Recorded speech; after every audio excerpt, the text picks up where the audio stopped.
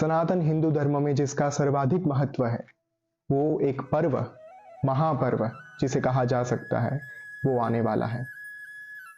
पूरे वर्ष में 4 नवरात्रि आ रही है। गुप्त नवरात्रि 2 होती है और सामान्य नवरात्रि 2 होती है। चैत्र, आषाढ़, माघ और आश्विन। गुप्त नवरात्रि में विशेषतः 10 महाविद्या एवं नवदुर्गा की साधना का बहुत महत्व दिया गया है। अगर हम गुप्त नवरात्रि के रहस्य की बात करें तो एक बहुत ही प्राचीन कथा हमें हमारे शास्त्रों में से प्राप्त होती है। एक बार ऋषि श्रृंगी के वहां एक महिला आई और भीड़ से आगे बढ़ते हुए उन्होंने ऋषि श्रृंगी को प्रणाम किया और अपनी व्यथा बताई। उस महिला के घर में उनका जो पति था वो दुर्व्यसनी था। उनकी जो आदतें थी वो सही नहीं थी, वो गलत दिशा में थी। तो महिला ने श्रृंगी ऋषि से कहा कि मैं चाहते हुए भी धार्मिक कार्य नहीं कर पा रही हूँ।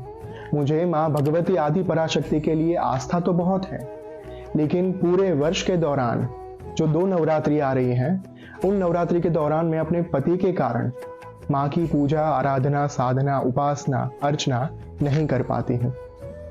तो मुझे माँ के लिए प्रेम तो बहुत है, लेकिन पूजा ना करने के कारण मैं बहुत ही चिंतित रहती हूँ, बहुत ही ज़्यादा व्यथित रहती हूँ।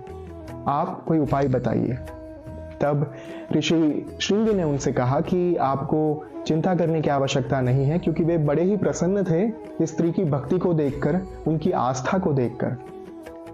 ऋषि ने एक ही बात कही कि आप अगर 2 सामान्य नवरात्रि के दौरान अपने घर में माँ भगवती की पूजा नहीं कर पा रही हैं, उनकी साधना नहीं कर पा रही हैं, तो आपको पूरे वर्ष में जो 2 गुप्त नवरात्रि आ रही हैं, उन 2 गुप्त नवरात्रि के दौरान माँ की पूजा एवं अर्चना करनी चाहिए।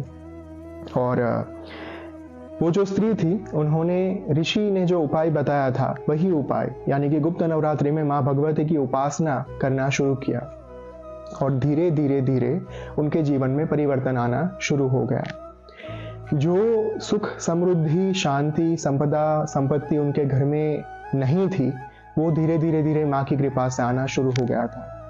और यही जो रहस्य है वो गुप्त नवरात्रि का सबसे बड़ा रहस्य माना जाता है, क्योंकि अगर कोई साधक अपने पूरे वर्ष में कोई साधना, पूजा या फिर उपासना नहीं कर पाता, तो अगर वो गुप्त नवरात्रि के 9 दिनों के दौरान पूजा करता है माँ की, तो उसे पूरे वर्ष के दौरान कुछ करने की आवश्यकता नहीं होती है।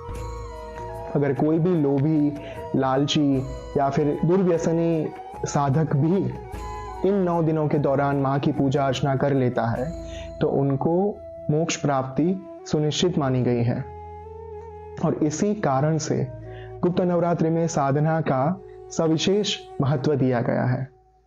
और आज हम आपके लिए गुप्त नवरात्रि की वही एक शक्तिशाली साधना लेकर आए हैं, जो साधना करने मात्र से ही आपके जीवन में माँ की कृपा एवं आशीर्वाद अवश्य प्राप्त